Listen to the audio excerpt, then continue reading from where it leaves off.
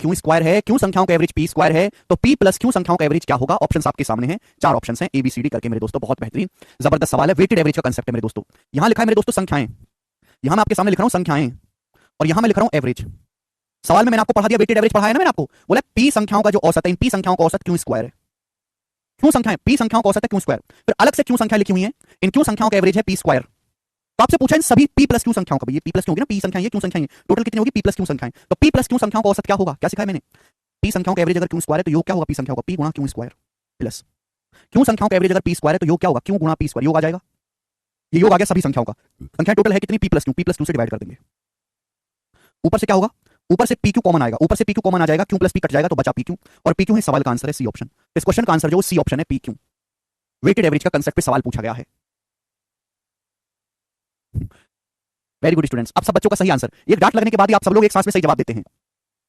ये बताएंगे मेरे प्यारे भाई, ठीक है ना? अरे के बाद तुमने एक और सवाल डाला था, कहां रह गया?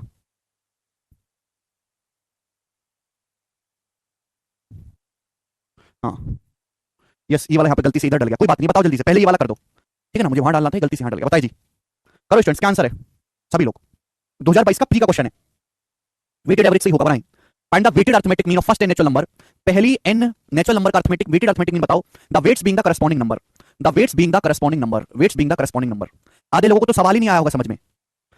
आपसे बोला है पहली एन नेचुरल नंबर, पहली एन नेचुरल संख्याओं का एवरेज बताओ, और उनके जो वेट है, उनके जो भार हैं, वो संगत संख्याएं। देखो मेरे प्यारे भाई, कहने का मतलब ये है कि यहां आपके सामने लिखे नंबर्स, और यहां लिखा है हमने फ्रीक्वेंसी, फ्रीक्वेंसी मतलब आवृत्ति या वेट। फ्रीक्वेंसी या वेट एक ही बात है, फ्रीक्वेंसी या वेट एक ही बात है मेरे दोस्तों। क्या मतलब है इसका?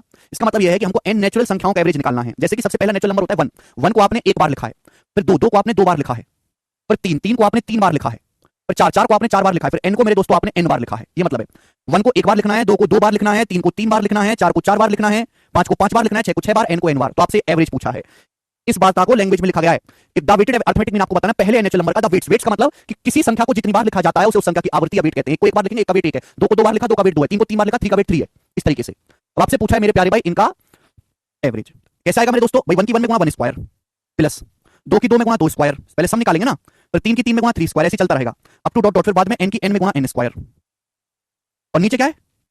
सम ऑफ ऑब्जर्वेशन। कितनी संख्या है मेरे दोस्तों? 1 plus 2 plus 3 plus dot dot dot dot dot dot plus n। आप बोलोगे हाँ जी सर। ऊपर क्या है मेरे प्यारे बच्चे? जवाब देंगे ऊपर क्या है? व्हाट इज ऊपर? तो आप कहोगे सर ऊपर है n n plus 1 2n plus 1 बटे 6, n n plus 1 2n plus 1 बटे 6। नीचे क्या है मेरे दोस्तों? नीचे है n n प्लस 1 बटे 2, नीचे, ठीक है, ये कट जाएगा। अब 2 से 6 3 बार, 2n प्लस 1 बटे 3, ये आंसर है डी ऑप्शन। ए नहीं बेटे, डी ऑप्शन आंसर है। एवरेज निकालना है यहाँ पर। अच्छा सवाल है मेरे प्यारे स्टूडेंट्स ये वाला, ठीक है? आगे चलते हैं। नेक्स्ट 34वां हुआ था, ये आगे डल गया था सवाल, बताओ 35वां।